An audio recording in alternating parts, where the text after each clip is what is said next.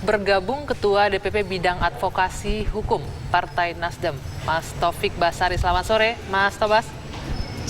Sore Bang Anggi, sore Ardi. Ya, saya ke Bang Rasman dulu, karena Bang Rasman Anda sudah menyebutkan di publik, di media bahwa sambil memegang kepala dan menyebutkan ini bikin Anda menduga-duga nih, gitu. Menduga-duga ada politisasi dengan adanya beberapa politisi Partai Nasdem dalam lingkaran kasus ini, kasus dana bansos khususnya. Saya sapa dulu sahabat saya ini, Taufik Basari. Selamat sore Arinda.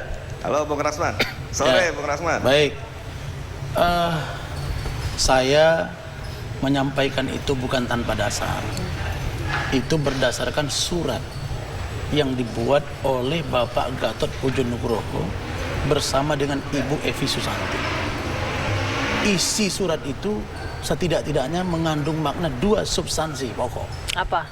Pertama, bahwa ternyata pernah diadakan suatu kegiatan atau acara atau pertemuan yang dilakukan dalam rangka islah. Bahasanya di situ islah. Islah itu berdamai, berbaik-baik. Nah, kenapa? Karena terjadi hubungan yang kurang harmonis antara Gubernur Sumatera Utara dengan Wakil Gubernur Sumatera Utara. Nah, pada saat yang bersamaan itu, pada pertemuan dimaksud hadir di situ Pak Oce Kaligis. Hadir di situ Pak Gatot Pujo Nugroho dan Ibu Evi. Hadir di situ Pak Tengku Eri Nuradi selaku Wakil Gubernur yang juga sebagai Ketua DPP Partai Nasdem Sumatera Utara. Pak OCK sebagai Ketua Mahkamah Partai Nasdem Pusat. Hadir di situ Bapak Surya Paloh. Nah, pada saat itu disepakatilah power sharing. Nah, ini yang perlu dikomentari didalami oleh ICW. Lalu apa pertemuan itu kaitannya dengan kasus ini? Saya jelaskan dulu, ya kan. Biar jelas positanya kalau dalam urusan uraian kita di hukum gitu. Bahwa ada sesuatu yang mengganjal perasaan seorang gubernur Pak Gatot, di mana setiap saat selalu menggelinding apa yang disebut dengan bansos, BDB, DBH, BOS ke permukaan. Sehingga dibuatlah inisiatif untuk mengadakan pertemuan agar sudahlah bagi-bagi kekuasaan. Apa sih yang nggak puas dari seorang Wagub ini? Dan itu hari ini dijawab oleh Pak Wagub di koran Tempo. Saya baca beliau mengakui bahwa ada pertemuan itu di DPP Partai Nasdem, tapi dalam rangka silaturahim. Tapi beliau juga tidak membantah bahwa ada yang hubungan yang kurang harmonis dengan mereka. Berikutnya adalah karena tidak selesai urusan bansos, padahal sudah LHP-nya, laporan hasil pemeriksaan KPK, BPK clear, tapi muncul saja salah dalam urusan-urusan yang diduga politis.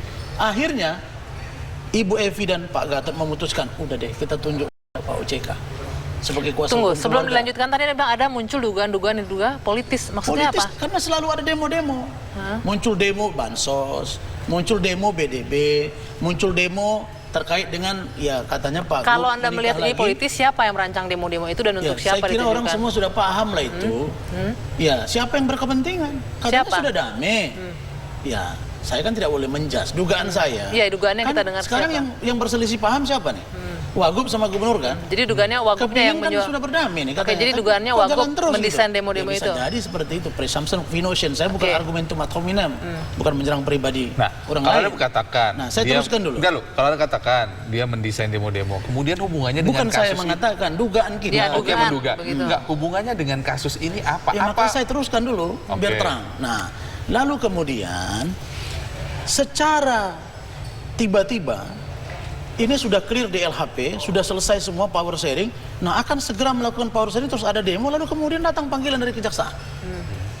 LHP sudah clear loh, BPK. Panggil kejaksaan, dipanggillah kepala biro, yang baru saja di situ baru dilantik. Terkejutlah beliau. Lalu diskusi kepada gubernur, Pak, saya dipanggil. Nah, kalau begitu oke, nggak apa-apa. Gubernur tentu, apaan ini? Tapi sudah bertemu, sudah damai, kok terus lagi? Kan kira-kira begitu, manusiawi dong. Lalu akhirnya beliau mengatakan, udah Pak Fuad, Anda didampingi oleh kuasa hukum, pergi aja, hadiri panggilan jaksa.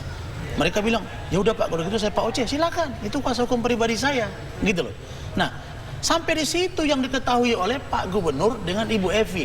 Lalu kemudian ada yang disebut dengan gugatan ke PT UN, itu inisiatif Pak O.C. Kaligis, bukan inisiatif Pak Gubernur. Kita tidak masuk ke sana, tapi menarik pernyataan Anda tadi yang kita dengarkan bersama bahwa ini wakil gubernurnya orang Nasdem, Jaksa Agungnya Nasdem, dan OCK Ketua Nasdem.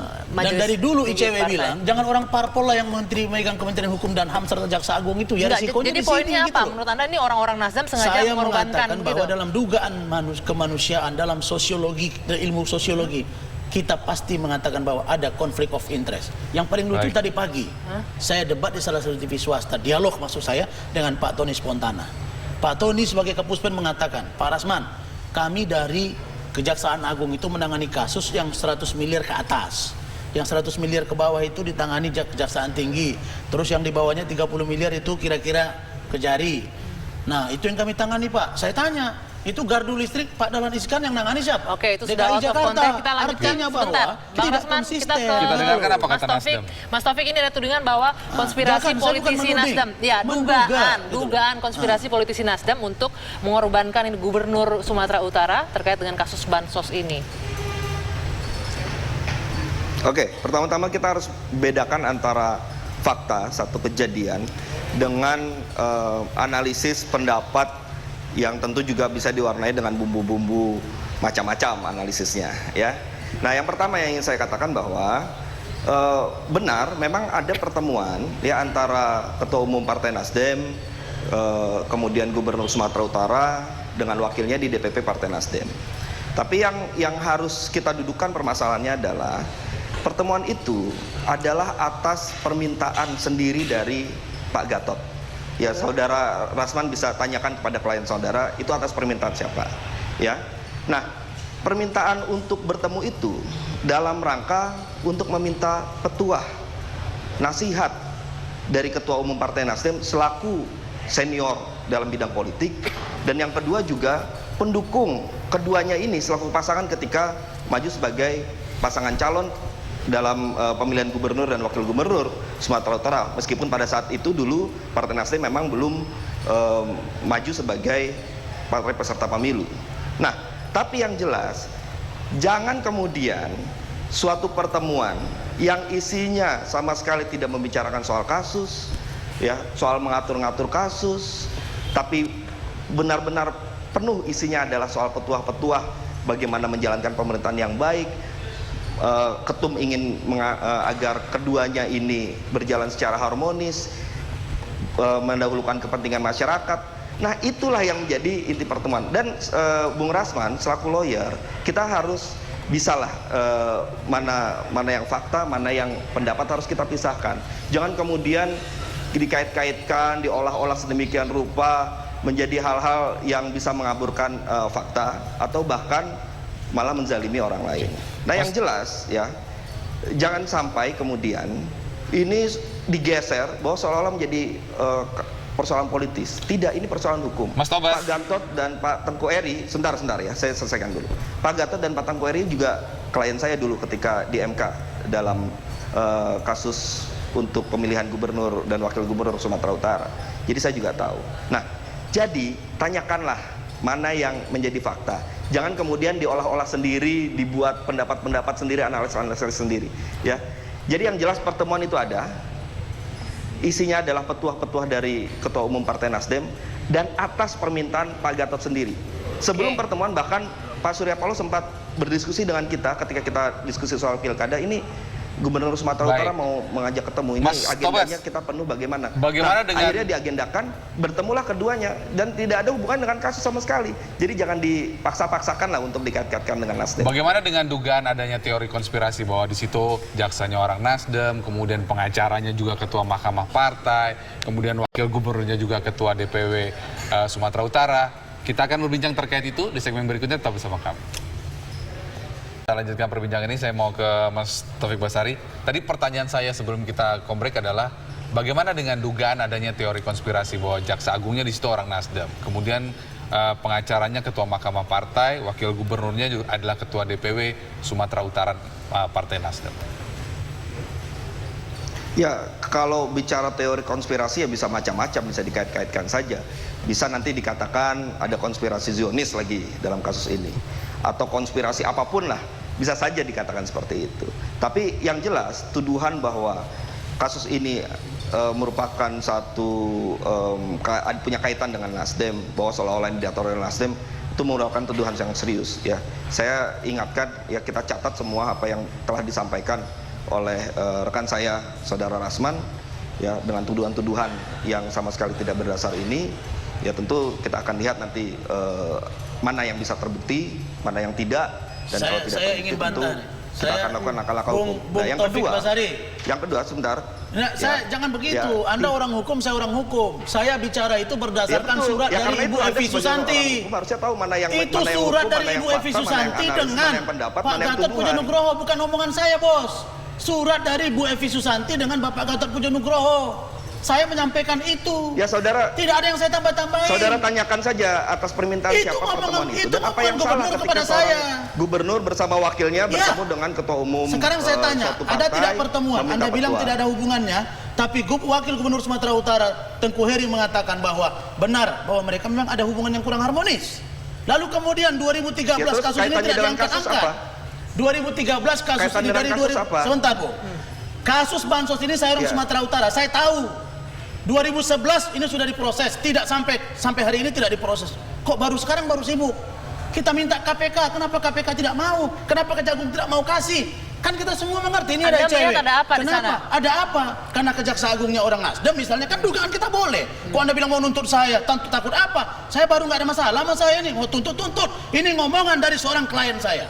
Gimana sih Anda pengacara? Katanya klien Anda. Tidak ada yang saya presumption of innocence, saya bukan argumentum ad hominem. Saya menyerang pribadi orang lain, bukan.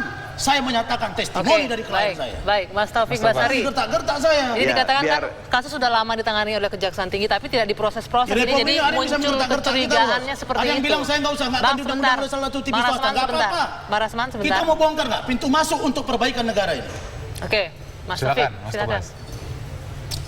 Ya, biar waktu nanti yang akan membuktikan mana omongan yang benar, mana omongan yang omong kosong, mana yang analisis yang tidak berdasar. Nanti kan bisa kelihatan dalam kasus yang sedang berjalan ini.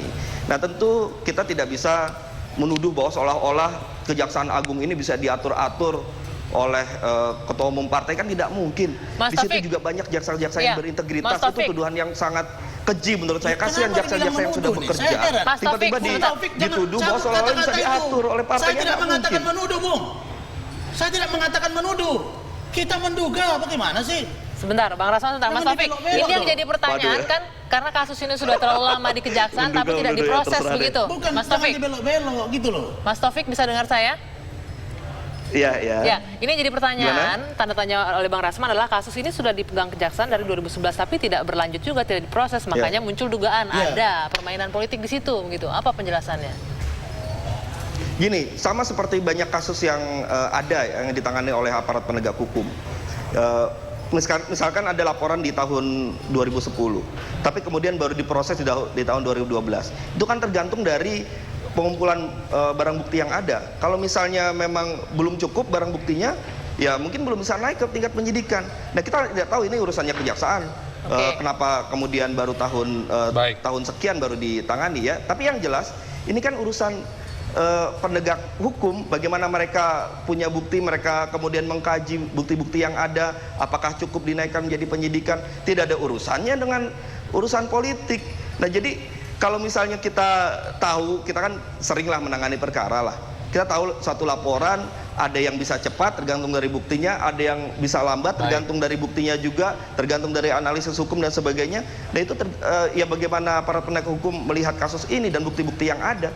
Saya pikir biasa saja, sama seperti banyak kasus-kasus lainnya. Baik. Tidak ada yang Saya mau berbeda ke dengan kasus lainnya. ICW. Tapi kalau dikait-kaitkan ini dengan politis, ya nanti biar waktu yang bisa menjawab dan kita bisa melihat siapa yang benar, siapa yang Mas berbohong. Tama, kalau dalam catatan ICW terkait dana bansos di Sumatera Utara ini, Anda punya catatan apa? Bukankah BPK juga pernah memberikan catatan ada dana sebesar 98 M kalau tidak salah yang tidak bisa dipertanggungjawabkan?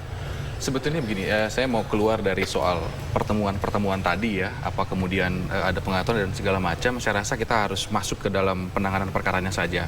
Ini kan sebenarnya sudah terbongkar lewat tertangkap tangannya Gary pada dalam kasus dugaan suap di Pengadilan Tun ya. Nah dari situ kemudian kan itu terurai. Kenapa kemudian kok bisa ditangkap? Kenapa kok ada transaksi? Oh ternyata ada penanganan kasus korupsi ditangani oleh kejaksaan. Nah artinya dari situ sudah bisa kita lihat soal bansos sendiri sebetulnya menjadi variabel yang tidak boleh dilepaskan. Jadi KPK tidak hanya misalnya berdiri sendiri soal menangani suapnya saja, tetapi juga harus coba lihat itu soal bansosnya seperti apa. Jadi harusnya KPK juga bisa menangani itu dong. Sekurang-kurangnya KPK bisa lakukan koordinasi supervisi di situ. Kenapa? Karena apa? Karena tadi penanganan perkara ini kan jalan nih, tapi dalam prosesnya ada dugaan korupsi. Oke, Nah, ini artinya sendiri, itu ya? salah satu argumen secara undang-undang KPK bisa ambil alih ya. Oke, tapi berdasarkan Bang Rasman bilang KPK seperti tidak mau ya untuk menangani kasus ini. Inilah yang saya katakan tadi, bahwa itu masih ada itu lawyer kita Andri Agam itu adik saya. Ketika dilakukan proses pemeriksaan kepada klien kami, itu ada pembicaraan kita dengan penyidik tentang ini gitu loh. Apa pembicaraan? Ya sepertinya mereka siap. Nah karena itu saya kaget kenapa Pak Johan Budi menolak. Lah logika berpikir kita kan gampang saja. Misalnya kasus ini sudah lama di Sumatera Utara, lalu kemudian dilaporkan 2013. Saya ikut mendampingi untuk dilaporkan. Kenapa? Artinya lambat kejaksaan toh. Lalu sekarang kok tiba-tiba seperti dikebut. Nah, lalu kemudian ini kasus serius, apa salahnya KPK menjalankan? Karena ini kan cuma 200 juta OTT-nya. Sementara yang di belakangnya itu kan 2,1 triliun. Tapi PLT pimpinan KPK bilang belum mau untuk mengambil kasus ini, sementara penyidik ngobrol bersama Anda bilang ngobrol bersiap seperti itu, untuk mereka mengambil. siap. Ya kalau perintah pimpinan kita siap Bang, kira-kira begitu kan. Oke, lalu pertanyaannya bisa apa tidak nih KPK ngambil alih? Tapi nanti dijawab, kita jeda dulu sejenak, Kabar Petang akan kembali saat lagi. Pihak Anda tetap membantah kalau memang ada pembicaraan kasus di sana, tapi seperti yang Bang Rasman bilang, pengakuan dari Gubernur Gatot dan juga istrinya Evi bahwa memang ada nih pembicaraan kasus di sana. Begini, coba tanyakan saja langsung dari Pak Gatot ya. Saya sih cukup percaya ya bahwa Pak Gatot ini kalau misalnya jujur ya tentu bisa menceritakan apa saja yang disampaikan oleh Ketua Umum dalam pertemuan tersebut ya. Pertemuan itu seluruhnya ya merupakan isinya adalah petuah-petuah dari Ketua Umum ya, merupakan nasihat-nasihat ya agar baik gubernur maupun wakil gubernur bisa kompak dalam menjalankan pemerintahan ini, mendahulukan kepentingan rakyat, jangan sampai rakyat dikorbankan dan sebagainya. Termasuk juga bagaimana kemudian ada pembagian kerja yang tadi disampaikan ya, pembagian kerja yang baik antara gubernur dan wakil gubernur. Itu tidak ada bicara ini nanti kasusnya begini-begini, nggak ada. Ya bisa di cross check ke Pak Gatot sendiri. Ya saya yakin kalau misalnya ditanyakan langsung kepada yang bersangkutan, tidak melalui pendapat-pendapat yang lain dengan penuh analisis, faktanya saja itulah yang terjadi.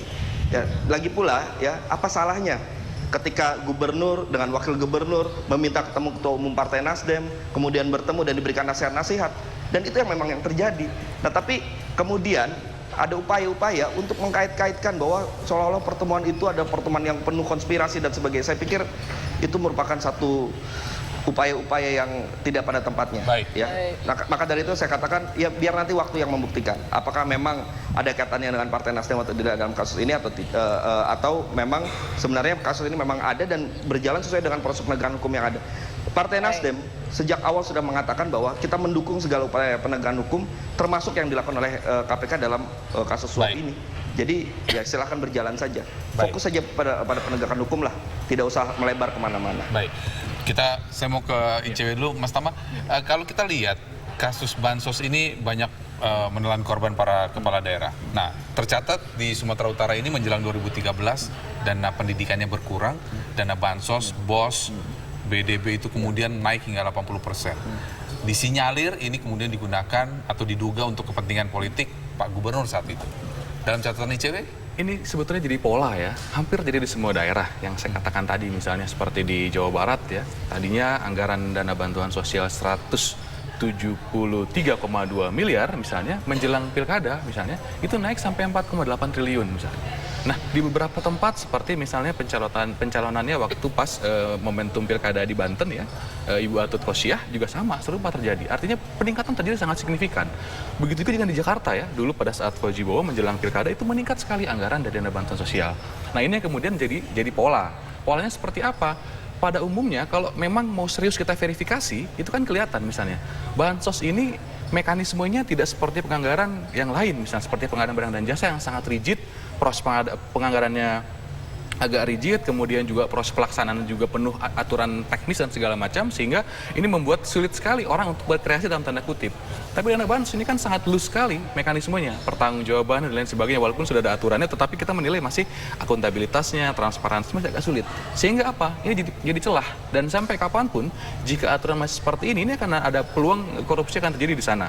Apalagi sekarang ini mau jelang pilkada serentak ya, yang kita khawatirkan ini jadi fundraising dalam tanda kutip bagi kepala daerah atau incumbent yang akan mencalonkan diri pada berkampanye pada kampanye di pertanyaan saya tadi, mungkin nggak nih KPK untuk mengambil alih ketika kejaksaan katanya tadi sudah lebih dari 3 tahun? Ya, itu kan itu menjadi salah satu argumen. Kenapa? Apa alasan KPK bisa ambil alih? Yang pertama tentu penanganan perkara dianggap berlarut-larut. Nah, memang ini indikatornya juga perlu lagi dicek, misalnya apakah 2012 itu kejaksaan sudah mulai lidik atau seperti apa, kita juga masih belum banyak informasi soal itu. Tetapi jika penanganan berlarut itu bisa menjadi salah satu argumen bagi KPK untuk ambil alih. Tapi KPK sendiri sudah memberikan pernyataan bahwa belum akan mengambil kasus ini. Gitu. Saya rasa kan belum bukan berarti tidak kan.